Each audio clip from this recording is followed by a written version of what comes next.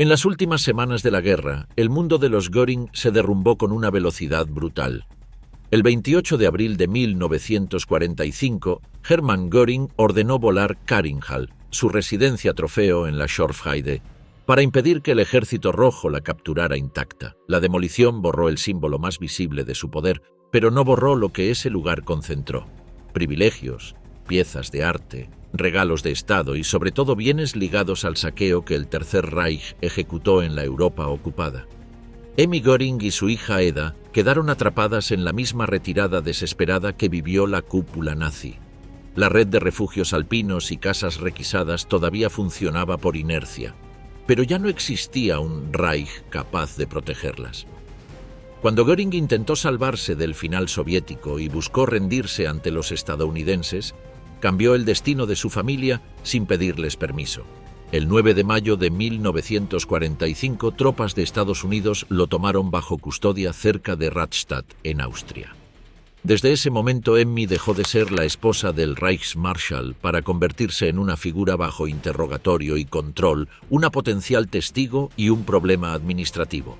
La posguerra inmediata no se pareció a una prisión única, sino a un sistema de confinamientos y traslados.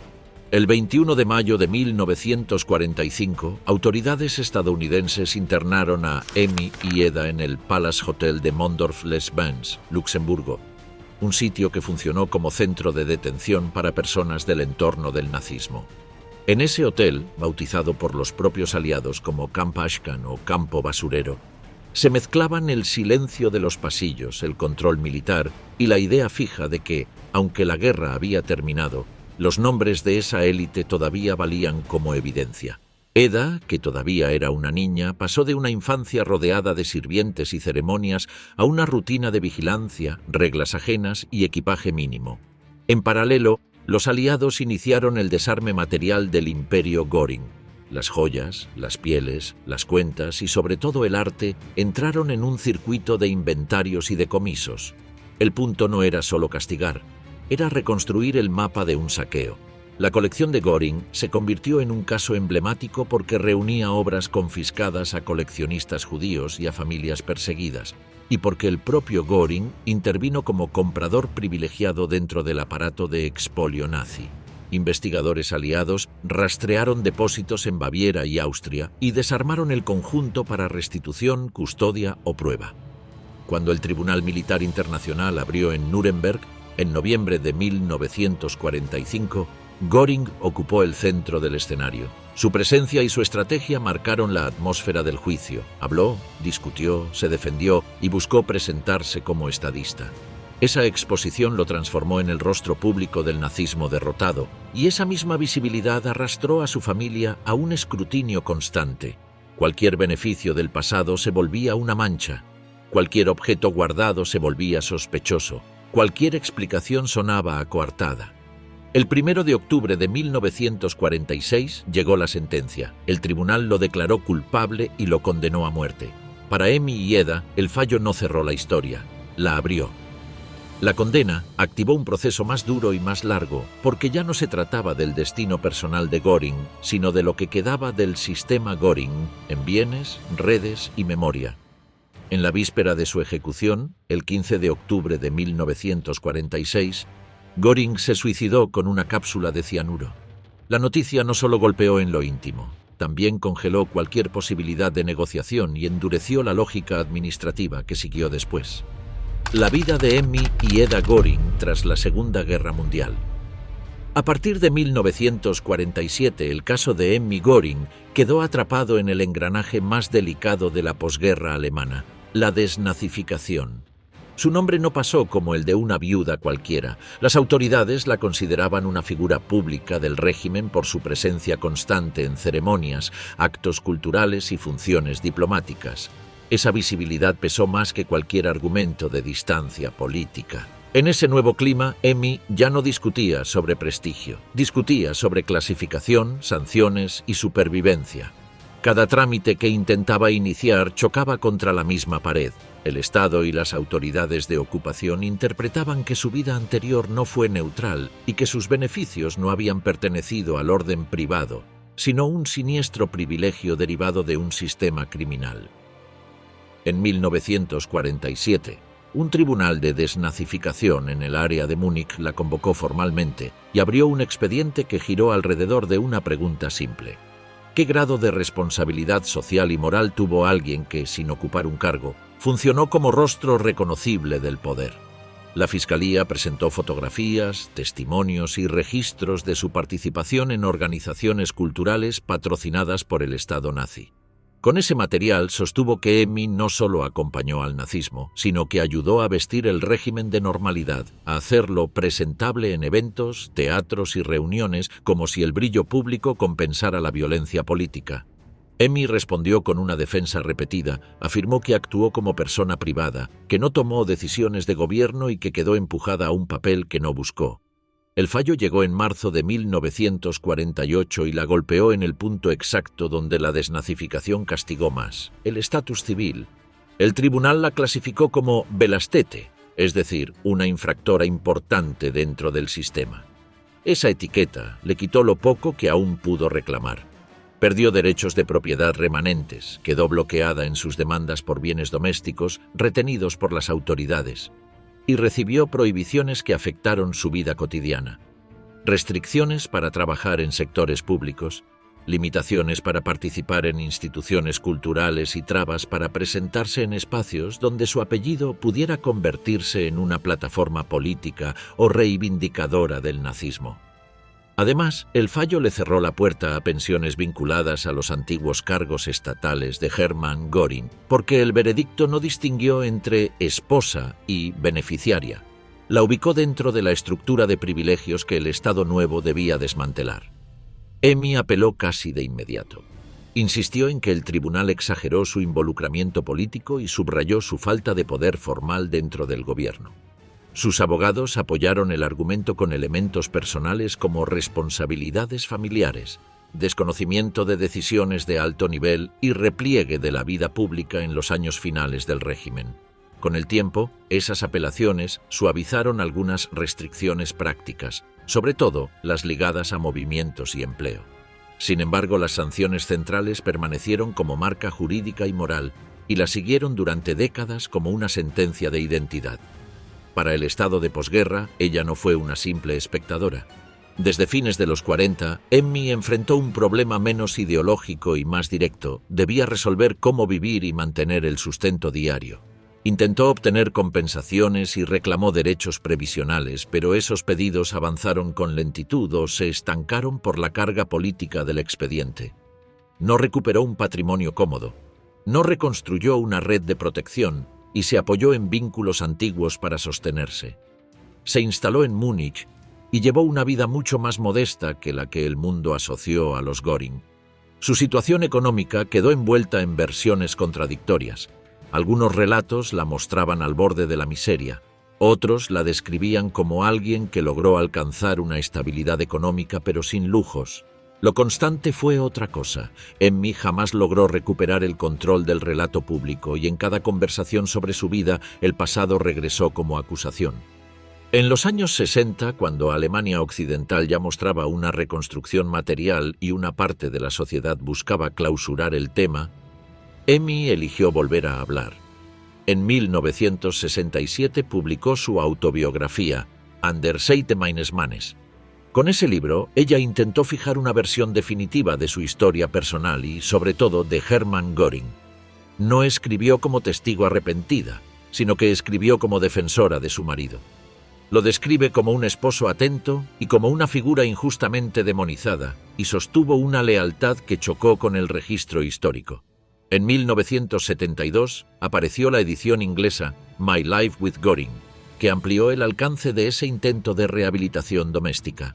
Emmy no corrigió ese enfoque con los años, lo sostuvo como postura y como refugio, incluso cuando el mundo ya trató el legado nazi como una evidencia irrefutable. En sus últimos años, su salud se deterioró y su círculo se redujo. El 8 de junio de 1973 murió en Múnich, dejando a su hija como única guardiana de una memoria familiar que ya nunca pudo separarse del juicio moral de la historia. Eda permaneció junto a ella hasta el final, y ese cierre consolidó el último rasgo que definió a Emmy después de 1947, la persistencia, no para reconstruir poder, sino para resistir el derrumbe simbólico de su apellido. Eda, por su parte, entró a 1947 con un problema que ningún tribunal podía resolver: cómo crecer bajo un nombre que funcionaba como sentencia social. Ese año, mientras avanzaba el expediente de su madre, las autoridades aliadas debatieron brevemente qué hacer con ella en términos de tutela. El plan de colocarla bajo una guardia externa apareció como posibilidad, pero finalmente se impuso la opción de devolverla a EMI bajo supervisión cuando se aclaró la situación procesal. La decisión evitó una separación formal, pero dejó claro que el apellido Göring convertía a una menor en asunto administrativo. Después del fallo de 1948, Eda regresó con su madre a Múnich y empezó una vida que se pareció más a una reconstrucción silenciosa que a un nuevo comienzo. Asistió a escuelas locales, vivió en habitaciones modestas y aprendió, casi sin margen de elección, a convivir con miradas y rumores. El apellido la persiguió en forma de etiqueta pública, pero ella no lo soltó. En lugar de romper con él, lo sostuvo como parte de su identidad incluso cuando ese gesto la aisló. Durante los años 50, Eda buscó normalidad en una Alemania que se acostumbró a convivir con el pasado sin nombrarlo del todo. Mientras el país se enfocaba en recuperar el trabajo, el consumo y la estabilidad, ella avanzó por carriles discretos: formación, empleo y vida privada sin grandes exposiciones. Cuando llegó a la adultez, inició estudios de Derecho en la Universidad de Múnich. Trabajó un tiempo como empleada o asistente en el ámbito jurídico y luego se desplazó hacia un empleo más estable y menos visible, realizando tareas técnicas en un laboratorio hospitalario como asistente médico-técnica. Sostuvo esa ocupación durante décadas, no se casó y no tuvo hijos, y esa continuidad reforzó una imagen de vida cerrada, casi defensiva, como si cualquier expansión social pudiera implicar enfrentar el peso del apellido. En los años 70, Eda volvió a rozar ambientes donde el pasado circulaba sin pudor. Se vinculó durante un tiempo con el periodista Gerd Heidemann, y esa cercanía la colocó en un circuito donde el Tercer Reich no funcionaba como una advertencia, sino como conversación constante. En esas reuniones el recuerdo se mezclaba con nostalgia, fetichismo y redes de antiguos miembros del régimen. La presencia de Eda en ese mundo no implicó una militancia abierta, pero sí expuso su inclinación principal. No aceptaba el veredicto moral sobre su padre como parte de su biografía. Esa postura se endureció con los años. En entrevistas esporádicas de las décadas de 1990 y 2000, Eda defendió a Hermann Göring con una fórmula persistente. Lo describió como un padre cariñoso y evitó confrontar los crímenes asociados a su rol histórico. Cuando le preguntaban por la responsabilidad, ella respondía desde la memoria íntima, no desde los documentos. Sostenía que recordaba a un padre protector y afirmaba que el mundo deformó su imagen. Esa respuesta la separó incluso de sectores de su familia extendida y de otras generaciones alemanas que, con el tiempo, eligieron una relación más crítica con el legado nazi. En sus últimos años, Eda vivió con discreción. Pasó una etapa en Schwaz, Austria, y luego regresó a Múnich. Murió el 21 de diciembre de 2018. Los obituarios remarcaron la misma idea. Sostuvo lealtad hasta el final, y esa fidelidad la convirtió en un símbolo incómodo porque mostró que la derrota militar de 1945 no garantizó una derrota íntima en todas las familias del nazismo. El contraste apareció incluso dentro del propio árbol Göring. Bettina Göring, sobrina nieta de Hermann, nacida después de la guerra, tomó un rumbo opuesto. En entrevistas públicas, ella rechazó la narrativa familiar, habló del peso psicológico del apellido y contó una decisión extrema que buscó cortar el linaje. Ella y su hermano eligieron esterilizarse voluntariamente para terminar la línea y evitar que una nueva generación heredara lo que describió como la sombra de Göring. La familia de Himmler tras la caída del Reich y la desnazificación de Alemania. Al igual que sucedió con la familia de Göring, otro líder nazi dejó un siniestro legado en su línea de sangre. En mayo de 1945, tras el derrumbe del Reich, Heinrich Himmler, jefe de las SS y uno de los pilares del sistema represivo nazi, intentó escapar con una identidad falsa y un pequeño grupo de ayudantes. Se disfrazó como sargento y se movió por el norte de Alemania buscando un hueco en el caos. El 22 de mayo de 1945, un control británico cerca de Bremervörde lo detuvo y lo separó del flujo de fugitivos. En las horas siguientes lo trasladaron a instalaciones de interrogatorio en el área de Lüneburg y el 23 de mayo, durante un examen médico bajo custodia británica, mordió una cápsula de cianuro escondida y murió en minutos. Lo enterraron en una tumba sin marcar en las inmediaciones de Lüneburg. El lugar exacto quedó deliberadamente difuso. Ese final repentino no cerró la historia de la familia Himmler. La abrió. Margarete Himmler y su hija Gudrun ya no tenían un centro al cual regresar, porque el centro dejó de existir. En el tramo final de la guerra, ambas se desplazaron hacia el sur mientras las líneas aliadas avanzaron y los viejos circuitos de seguridad se desintegraron. En mayo de 1945, tropas estadounidenses las arrestaron en el área de Bolzano, Italia, y las colocaron bajo custodia como familiares directas de un dirigente perseguido. A partir de ese momento, la vida de Margarete y Gudrun se convirtió en una secuencia de traslados.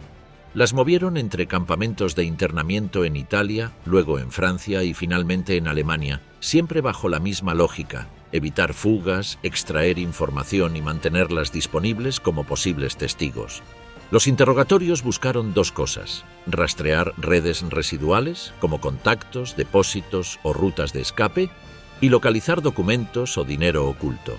En reportes aliados, Margarete apareció como una mujer reservada, que negó conocimiento de los asuntos oficiales de su marido y se presentó como esposa y madre. Ese argumento le sirvió en parte porque los interrogadores concluyeron que no controló estructuras operativas, pero no le sirvió para recuperar dignidad, patrimonio o normalidad. Para Gudrun, el golpe tuvo un componente psicológico diferente. En 1945, ella ya era adolescente y cargó con un vínculo de idolatría que Himmler cultivó durante años. La llamaba Puppy, la mostraba en visitas y la convirtió en parte de una imagen doméstica cuidadosamente construida. En los campamentos, esa imagen se rompió de frente. Para los aliados, Gudrun no era la niña del Reichsführer, era una fuente potencial de información y un símbolo del derrumbe. En testimonios posteriores, ella describió esa etapa como la más dura de su vida y sostuvo la idea del castigo familiar, como si la culpa del padre se hubiera desplazado sobre la hija. En 1945 y 1946, los grandes juicios contra el liderazgo nazi dominaron la escena, y Nuremberg se convirtió en una máquina de verdad judicial y propaganda política. Margarete y Gudrun no enfrentaron cargos en el Tribunal Militar Internacional, pero las llevaron para declarar como testigos durante el proceso y luego las mantuvieron detenidas en instalaciones de internamiento en Alemania, entre ellas la Flak-Kaserne de Ludwigsburg. Esa etapa extendió la incertidumbre. Cada audiencia pública que exhibía el aparato criminal nazi también endurecía el clima alrededor de los familiares. En noviembre de 1946, cuando el ciclo principal de Nuremberg ya había terminado, las autoridades las liberaron de la internación. La liberación no significó volver a casa, ya que su hogar había quedado bajo disputa y decomiso, las cuentas estaban congeladas y el apellido se había convertido en una marca social.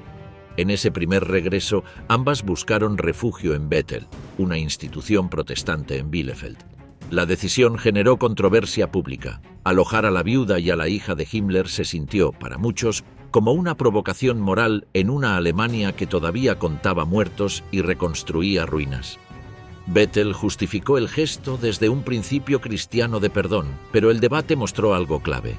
En la posguerra, la caída del Reich también se peleó en el terreno simbólico, y la familia Himmler quedó en el centro de esa pelea. Luego llegó la segunda fase del castigo, la administrativa. En Alemania, la desnazificación no operó solo con tribunales penales. Operó con comisiones que clasificaron a millones de personas según su cercanía con el régimen. Los aliados distribuyeron cuestionarios masivos llamados Fragebogen y empujaron procesos locales que, con resultados desparejos, intentaron separar a culpables, beneficiarios y colaboradores. Ese sistema convirtió la vida civil en un filtro permanente. Margarete entró en ese filtro por dos vías, por su matrimonio y por su propio recorrido dentro de organizaciones vinculadas al Estado nazi, especialmente en el ámbito asistencial y sanitario. En 1948, un tribunal de desnazificación en Bielefeld la ubicó como infractora menor, pero ella apeló y buscó reducir el peso de la clasificación. El 19 de marzo de 1951, el proceso la dejó en categoría 4 como Mitläuferin, es decir, seguidora o simpatizante, una etiqueta que evitó atribuirle crímenes directos, pero confirmó que se benefició y acompañó el sistema nazi. Ese cierre no duró. En el trasfondo, una cuestión material reabrió la herida, la propiedad de la casa familiar en Gmund y el debate sobre qué parte del patrimonio se podía considerar como ganancia del régimen. Un nuevo procedimiento se activó por iniciativa política en Baviera y se vinculó a la zona de ocupación británica. El 15 de enero de 1953, en una audiencia final en Múnich, la reclasificaron en categoría segundo como Belastete, es decir, beneficiaria, activista o aprovechadora del sistema. La sanción no sonaba espectacular en términos de cárcel, pero golpeaba donde dolía en la Alemania de posguerra. Le impusieron 30 días de trabajo punitivo y le quitaron derechos de pensión y el derecho a voto. Margarete interpretó esa decisión como humillación personal y escribió quejas donde se describía como víctima del odio aliado. El expediente, en cambio, la trató como parte de un círculo que vivió del poder y no se distanció de él. Gudrun atravesó la desnazificación desde otro ángulo.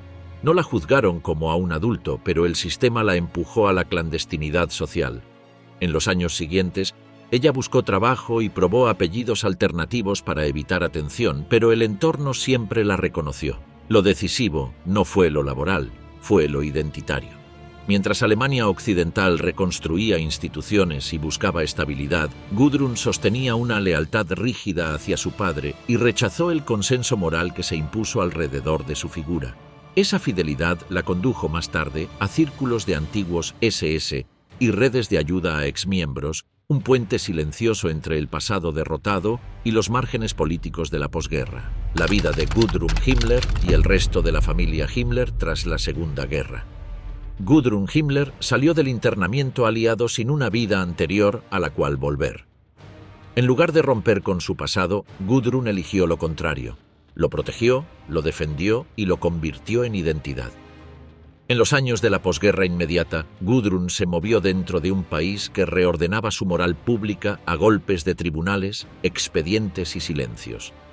Para ella, la desnazificación clasificaba, sancionaba y degradaba, y aún así, el tejido social conservaba algunos focos de lealtad al Reich derrotado. Gudrun decidió que debía encontrar esos restos de resistencia, y lo hizo con facilidad.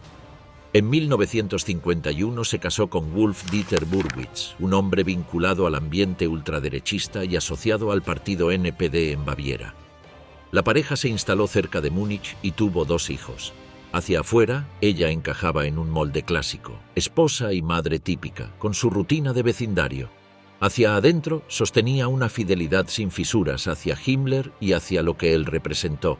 Esa doble vida se volvió más visible cuando entró al corazón burocrático de la Alemania Occidental. Entre 1961 y 1963, Gudrun trabajó como secretaria en la sede de Pullack del Bundesnachrichtendienst o BND, el Servicio de Inteligencia Exterior de la República Federal. Para hacerlo, usó un nombre asumido. Décadas después, el propio BND reconoció su contratación y admitió que empleó a la hija de Heinrich Himmler en plena Guerra Fría. Esa admisión, difundida por la prensa, abrió un debate incómodo. Si el caso reflejaba la continuidad de redes y tolerancia institucional hacia biografías comprometidas, o si mostraba simplemente la normalización pragmática de una sociedad que buscaba personal con contactos y pasado anticomunista. En cualquier lectura, el dato era innegable. Gudrun Burwitz trabajó allí 2 años, en la etapa en que el aparato estatal todavía absorbía a figuras y entornos ligados al viejo régimen. Tras esa experiencia, Gudrun reforzó el vínculo con el mundo de veteranos SS y de familiares que se negaban a aceptar la derrota como quiebre moral. En 1951 se consolidó públicamente una estructura clave, Stillhilfe für Kriegsgefangene und Internierte, la ayuda silenciosa a los prisioneros de guerra e internados. La organización se presentó como socorro humanitario para prisioneros e internados pero acumuló críticas por apoyar a exmiembros de las SS, facilitar defensas legales y sostener redes de solidaridad con criminales condenados o fugitivos. Se atribuía su impulso inicial a figuras aristocráticas y conservadoras, y con los años se la vinculó al ecosistema de apologistas y revisionistas. Gudrun no era una simple simpatizante. Varias investigaciones periodísticas la describieron como una presencia icónica en ese entorno. Alguien que escribía cartas, recaudaba fondos y sostenía el espíritu de camaradería cuando el resto del país buscaba olvidar. El modo en que Gudrun operaba casi nunca era estridente. Ella evitaba cámaras, rechazaba entrevistas y elegía la discreción como armadura. Sin embargo, su figura circuló en fotos de reuniones privadas, rodeada de hombres envejecidos que todavía se trataban como oficiales. Esas imágenes impactaban porque no mostraban arrepentimiento, sino que mostraban una audaz impertinencia. En declaraciones puntuales, ella negó que su padre encarnara el mal que describían los archivos y sostuvo una versión doméstica, que fue un gran hombre y alguien que hizo cosas buenas por Alemania. Ese tipo de frases no eran solo una defensa sentimental, buscaban funcionar como una acusación contra el relato histórico, porque Gudrun insistía en que los vencedores distorsionaban el pasado. El alcance real de Stille Hilfe se volvió tema recurrente porque la organización aparecía asociada en distintos relatos a apoyos materiales o legales para figuras perseguidas. En esa constelación se mencionaban nombres como Klaus Barbie y otros antiguos miembros del aparato SS o policial. El punto clave no fue un comando secreto de posguerra, sino una red de asistencia que operó en zonas grises facilitando donaciones, abogados, contactos, ayuda a familias y, en algunos casos, respaldo moral a prófugos. En Alemania, esa ambigüedad complicó la respuesta estatal. Perseguir penalmente una organización de caridad resultaba difícil, pero ignorarla implicaba tolerar una memoria activa del nazismo. Gudrun se mantuvo dentro de ese margen durante décadas sin recibir condenas formales por sus actividades y así convirtió su vida en un símbolo, la hija del Reichsführer que vivió como si la derrota nunca hubiera sido un juicio definitivo. El 24 de mayo de 2018, Gudrun Burwitz murió en Múnich a los 88 años. Su muerte activó un cierre mediático casi inevitable. Obituarios y notas recordaron una vez más que nunca repudió a su padre. También reapareció el dato del BND y la imagen de Stille Hilfe, como si su biografía condensara el dilema alemán de posguerra: reconstrucción institucional rápida, memoria tardía y bolsillos persistentes de lealtad radical. Mientras Gudrun defendió el legado, el resto del árbol Himmler se fragmentó en destinos muy distintos. Margarete Himmler, su madre, sobrevivió a la internación y a la desnazificación, pero no recuperó prestigio ni estabilidad.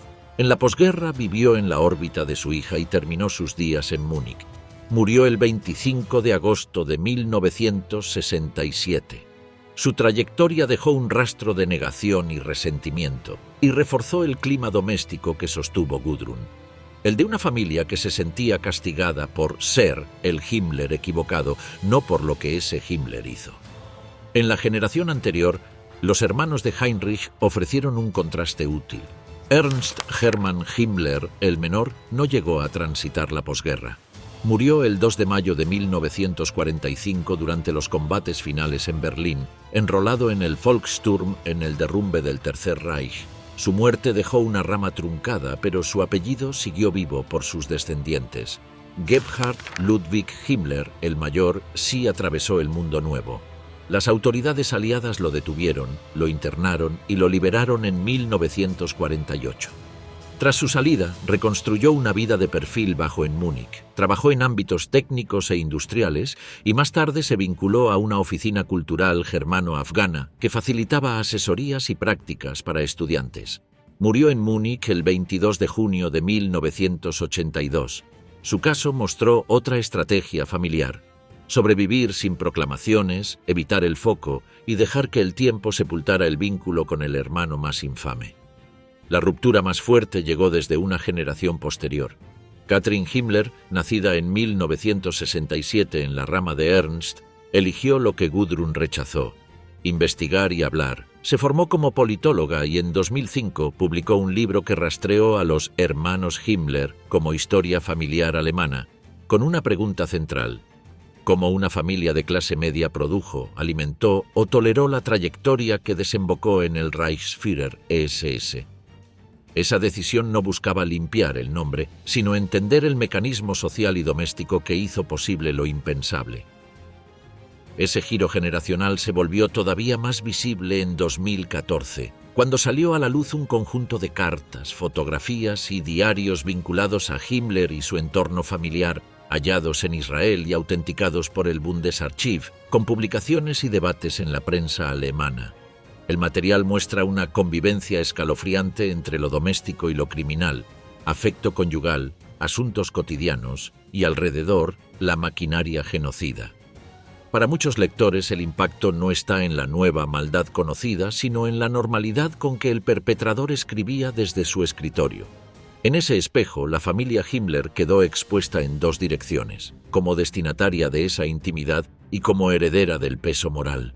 Gudrun eligió custodiar el mito, Katrin eligió romperlo con documentos.